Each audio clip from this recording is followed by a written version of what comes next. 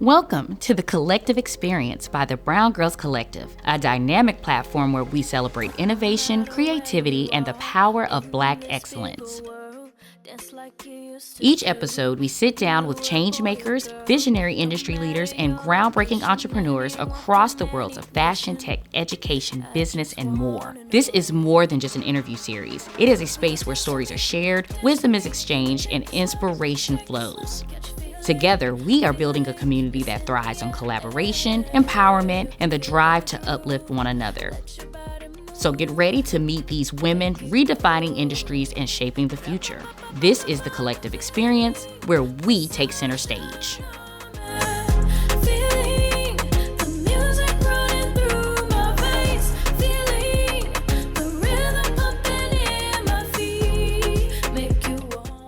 Welcome to the BrwnGrlz Collective Experience, brought to you by BrwnGrlz Collective, your space for inspiration and connection. I'm your host, Jasmine, and today we're thrilled to introduce Sergeant Major Teresa King, a trailblazer and a history maker. Teresa King served our country in the United States Army with honor and distinction. Illustrious career reached a groundbreaking milestone when she was selected to lead the United States Army Drill Sergeant School, a prestigious position that shattered barriers and made history. As the first woman and the first Black woman to hold this esteemed leadership role, Teresa King exemplifies resilience, excellence, and an unwavering commitment to service. Her journey is a powerful testament to breaking glass ceilings and paving the way for future generations of leaders. So let's dive in and meet this amazing woman. Major love to our sponsors for stepping in to make all of this happen. Special shout out to Jason Sumter of Exit Realty. Call him for your home buying and financial needs. IAS Games for family and friend game nights. Out the Barns Entertainment for your video editing needs. Camera Guys Inc. for video photography and your editing needs. Intro music by Sedasia and music provided by Drado. Your contributions keep us going and help us grow. We have a little icebreaker that we're going to do in the beginning just to loosen us up a little bit. All right, so we're going to spin the wheel and we'll do it 3 times and talk about what's going on. So go ahead and let's spin that wheel.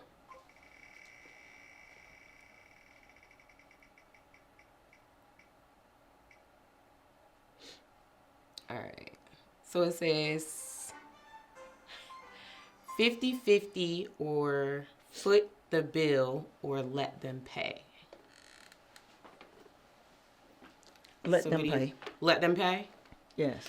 Absolutely. If you invite me, I'm assuming that you want to treat me to a good meal, and so. Right. I'm not paying. I'm with that too.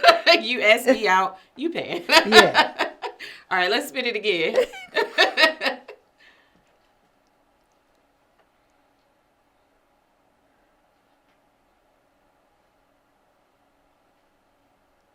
Okay, so makeup or no makeup? I can go with either or, but I prefer no makeup. Yeah, I prefer no makeup too. Less hassle. But I used to wear a lot of makeup. I used to be serious about my makeup, but not anymore. I'm like, I could live without it. Yeah. Let's do it one more time.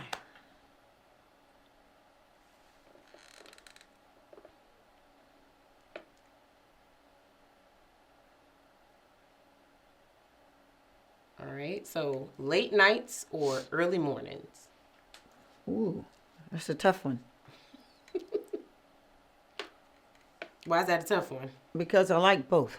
Right. I feel like I'm productive early mornings, but I like staying up late at night. So that's my quiet time. Because I have 3 dogs and a niece. And so when I stay up late at night, I get to meditate. And I get to talk to some of my other family members who are also staying up late. Oh, okay. I don't know. I'm not an early morning person. But I don't mind staying up late because I'm used to it. So, all right. So got to know a little bit about you. Yeah. So we're going to get a little deeper. Okay. We're going to get into some of these questions, find out a little bit more about you. Okay. So So oftentimes we imagine ourselves as the person paving the way for others, but we don't imagine difficulties that may be associated with doing so. After all is said and done, do you feel it was worth it? Well, thanks for having me, Jasmine. You're today. welcome. Thank you for being here. Well, I did 33 years in the military, in the Army. And because of the 30 years prior to that, I was chosen to lead the school. I feel like that as a Bible-believing person, that every person has a job to do for our world to make it better. And I think mine just was just leading a group of men who a woman had never done that. I think that was my part to play. In accordance with Jeremiah 29:11, where God tells us that He has a plans for each and every one of us. And I think that I was built to lead at that time. And so I think that if a woman comes along and desires to do something, probably she's equipped to do it. Right. For sure. I mean, everything is, whatever is meant for you is going to be for you. It doesn't matter who thinks they're going to stop you or be in your way. So I believe in that 100%. You're going to do what you're supposed to do and what God put you here to do, regardless. Yes. If you have the courage to do it. Right. And I would say, just sitting here, when I look at the role that I was asked to play, I was a little bit uncertain about it. Right. And I had to spend a lot of time praying about it because I understood the impact of it, both during and after and in the future. Right. So my willingness to do it was to make sure that those who came after me were going to be able to do the same thing. Right. So do you feel like the females that came in to drill sergeant school, well, not to drill sergeant school, but like that came to join the Army when you were training them, do you feel like you treated them the same way as the male soldiers? Were you like, a little bit harder on them because you knew what was going to be like their future, you know what I'm saying? Because you've already done all of that. Like, how do you feel like you treated those female soldiers? Well, that's a very good question. Now, I was accused of being hard on them. Okay. And you know why? Because I held them to the same standard as the males. Right. And in drill sergeant school, a drill sergeant is a drill sergeant. They're not a female drill sergeant. Right. And matter of factly, for training, we purposely don't refer to anybody by their gender. So every woman and every person had to meet the standard. Male, where you be male or female, you had to meet the standard at the drill sergeant school. And that's what I used to apply the standard on you, whether or not I allowed you to graduate. Right. Okay. That's fair. I mean, as long as, okay, and I don't talk about this a lot, but I was in the Army as well. Right. So, I went to basic training. I didn't go to drill sergeant school, but, I think that I feel like a lot of the women NCOs or even officers definitely were, I feel like some of them, not all, were a little bit harder on the females in certain ways.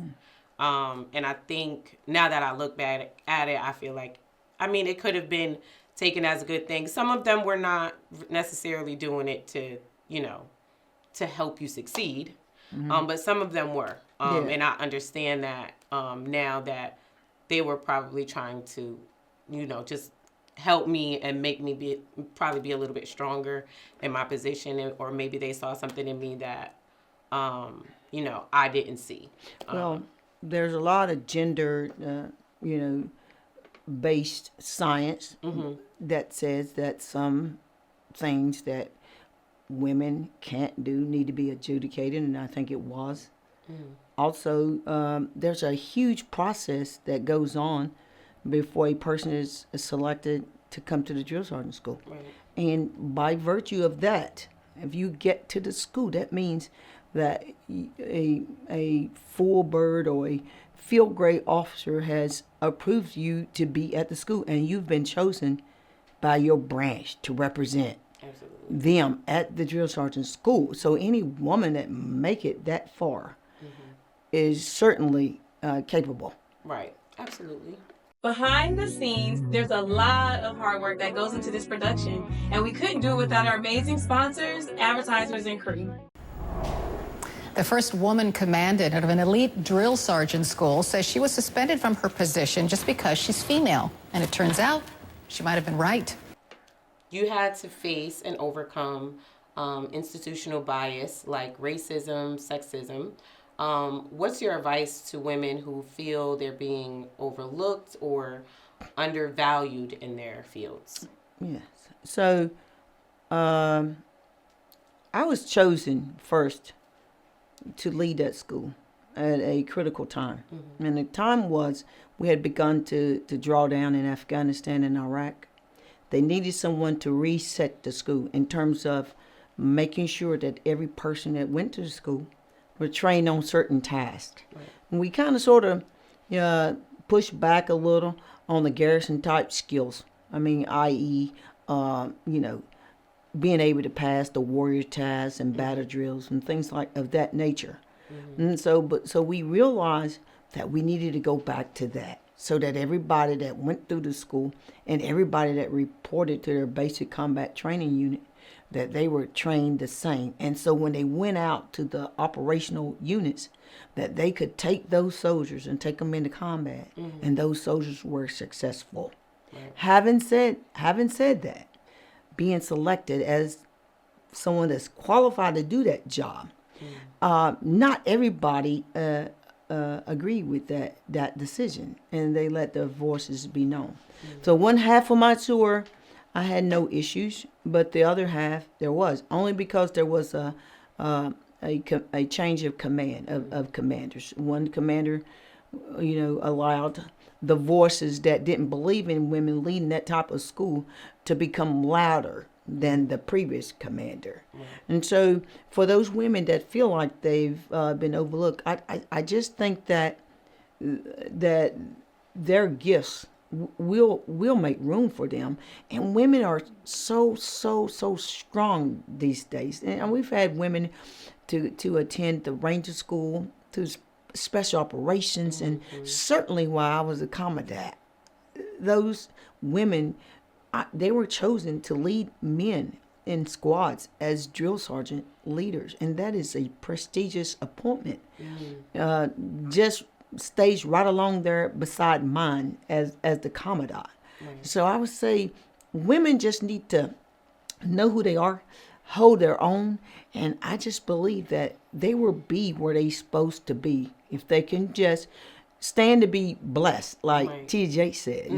You're gonna encounter a little bit of drama and maybe a little bit of enemy territory, but if you can just hold fast, and I think it's an opportunity for you to grow and become that leader that you desire to be. Right.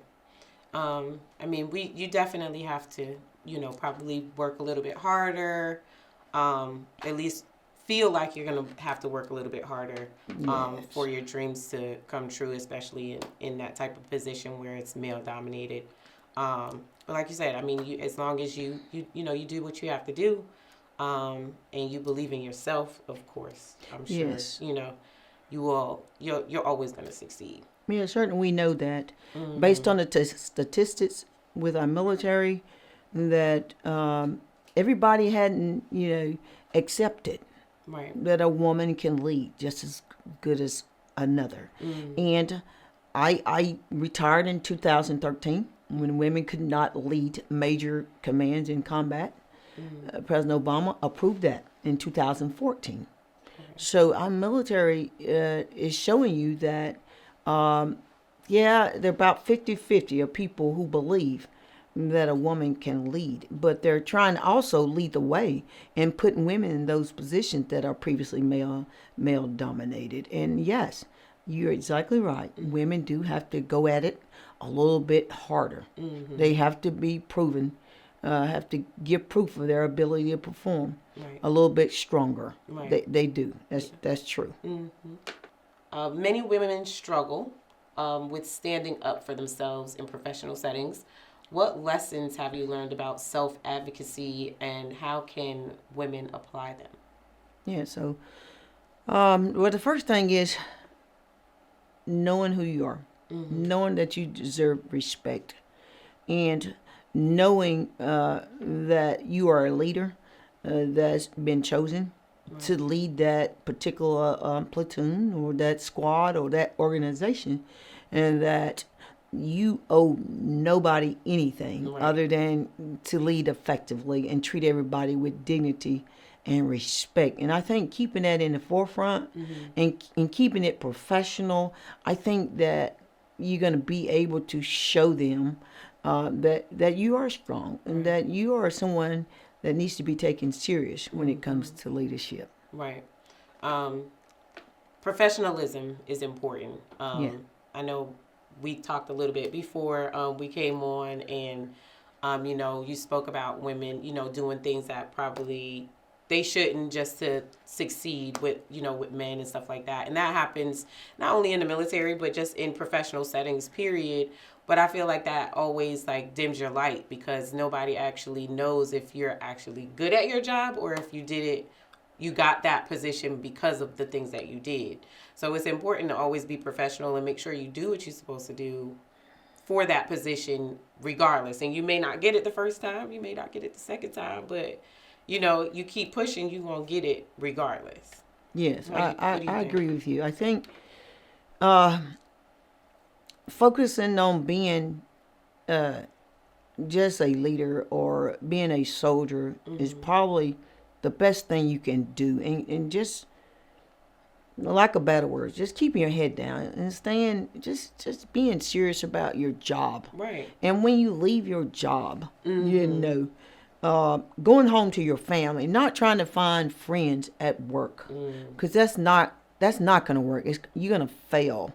But staying professional and finding that support, finding a husband or family members that's going to support you doing your job. Right. Because if you try to find those friends or try to do something differently than not be professional in your position, yes, you're right. No one's going to take you serious. You're not going to lead effectively, and you are certainly not going to get promoted. Absolutely. So you spoke about subtle bias you face, like being disrespected in meetings. So how can you navigate such moments without losing sense of self-worth or professionalism? Yes, that's a good question. So that actually happened to me in a professional meeting, and it was being video or televised. And at the same time, I was one of the keynote speakers, and they had called me to this meeting, and I had a speaking part, and they had me sitting way back in the audience. But at the same time, I had this serious briefing that I had to deliver, and it had to do with the ammunition that the students in the school received. And if I did not deliver this briefing effectively, it was going to be to where the student may not get all the opportunities that they could get in order to graduate from the school. In other words, if they failed the shooting part, we needed more ammunition for them to retake the test, possibly pass. Well, if I didn't get them this ammunition, they weren't going to have enough to pass the course. So this is what I had to focus on first. So I would say in the heat of the moment, in those subtle times when people try to disrespect you, stay focused, stay professional, advocate for your soldiers, because it's the bigger thing is to be strong enough to endure that for those soldiers that would come after you, right? For those soldiers that need you, and the rest of it will take care of itself. Right. I like I said, just being in the military and you having somebody, and I'm just talking about you making sure that you're there for your soldiers and stuff like that. I really appreciate that, because there's a lot of, I got out in 2013. And there are a lot of people, and this probably doesn't only apply to the military, but just speaking about that because we both were in, that don't advocate for their soldiers or don't take up for their soldiers the way that they should, but they're in these leadership positions. Yeah. And I appreciate when people say stuff like that, and they have like those soldiers that, you know, that look up to them and appreciate the guidance that they gave them, or you know, just being that helping hand in those situations, especially as a female or a woman in the military, because there's not that many of us even now. I mean, it's more than there was before, but it's not as many as there should be, and you don't always have that that leadership to help you and guide you through. Yes. So I'm sure your soldiers appreciated you a lot. Do you still like have any connection with any of your soldiers or any of them? Well, I'm connected with all of them. Mm-hmm. Part of the reason I have Facebook. But I got a little small story to tell you. Okay. When I was waiting, they had made a decision for me to become the commandant. Associated Press got hold of the story. They released the story. And they were the one to break the news that it had been 60 years. No woman had ever led that school. Mm. And so they printed it. And I had never looked at the notes of articles up under a story. Mm. And when I looked at the notes up under the story, they were bashing me, calling me all kinds of names, even soldiers.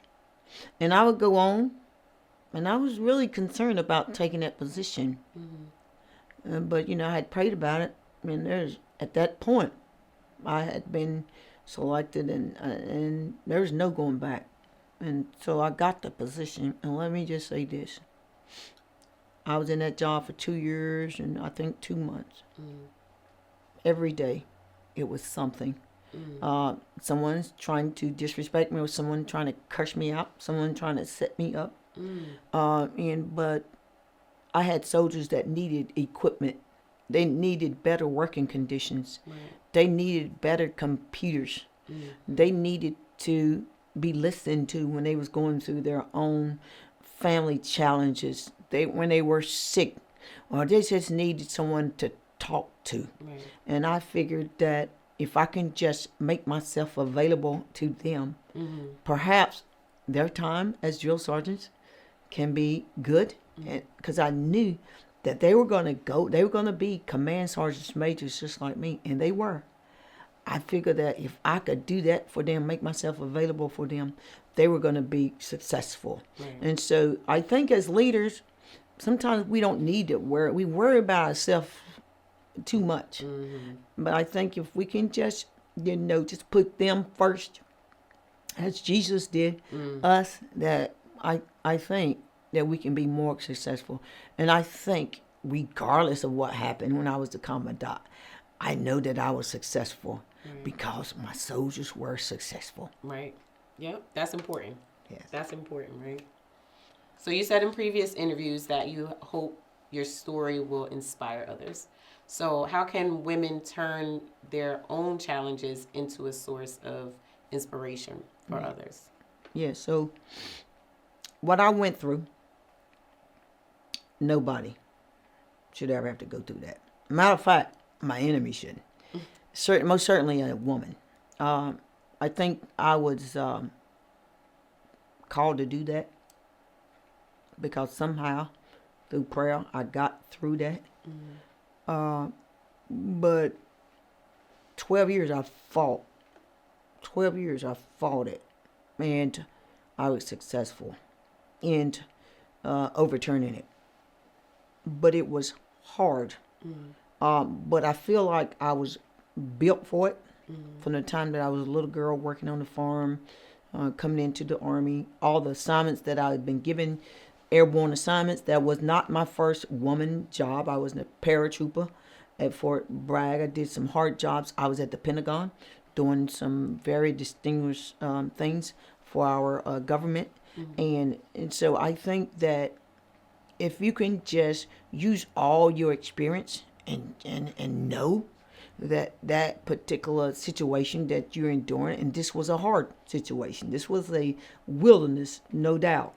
That if you can just take it all and put it all together and try to keep yourself together and see the people who will come behind you, right, and look to the future and look to leave some type of legacy that's going to inspire people, I think you'll get through it. And so with that said, I think women, if they would do this, know who they are and know that God had called you for this appointed time, that I think that you're going to be successful.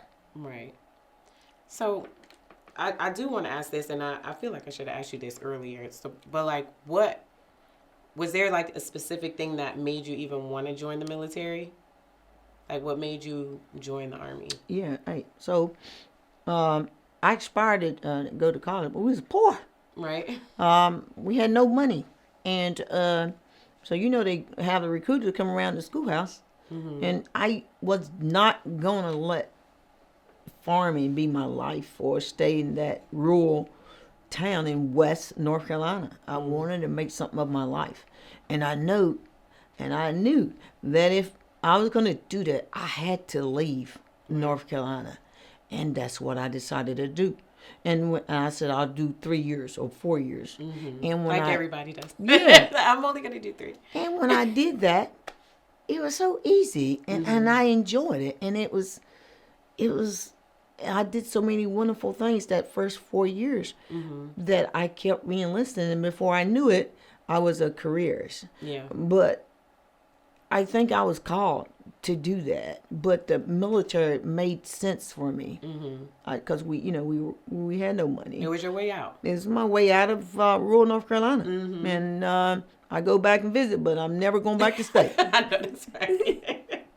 I know that's right.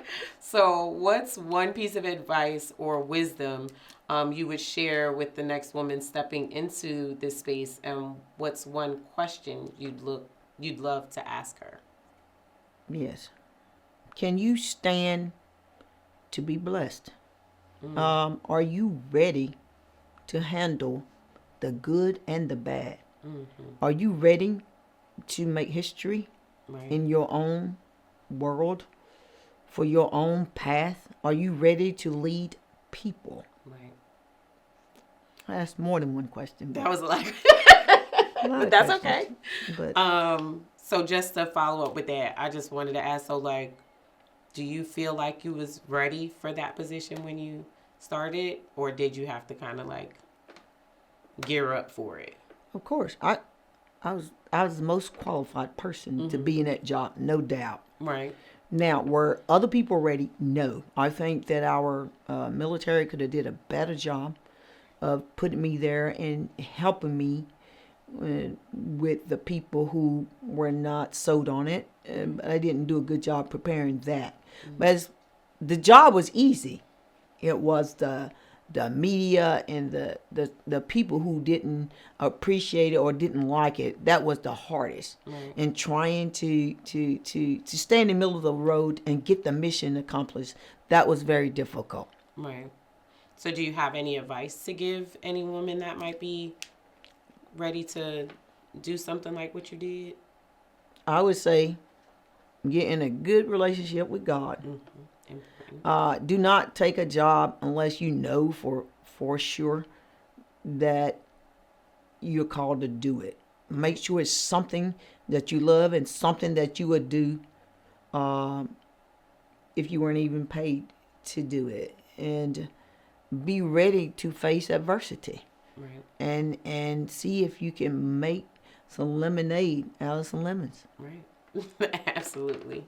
So, Major King, it's been a pleasure speaking with you. So glad that you came to speak with us. I can't wait to talk to you, get some more later. But it's been great being here again. I've been missing y'all. Make sure y'all come back, tune in to BrwnGrlz. You have any final words? No? Okay. See you later, BrwnGrlz. Thank you to our advertisers, sponsors, and everyone who made it possible. And of course, thank you for tuning in and being part of the BrwnGrlz family. See you next time. Oh, girl, I love you just like Mary Jane. I give you everything.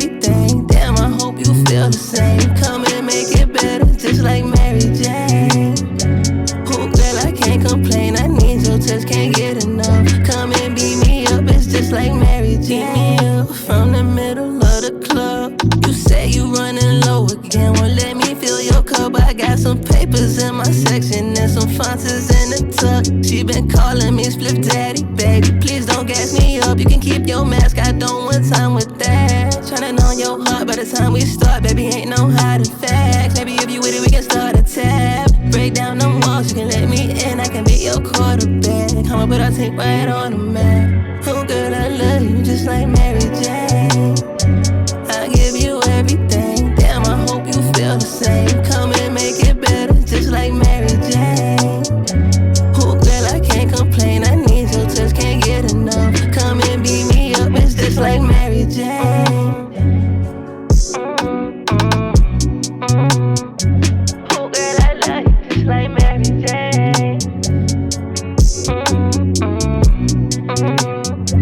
Oh, girl, I love you just like.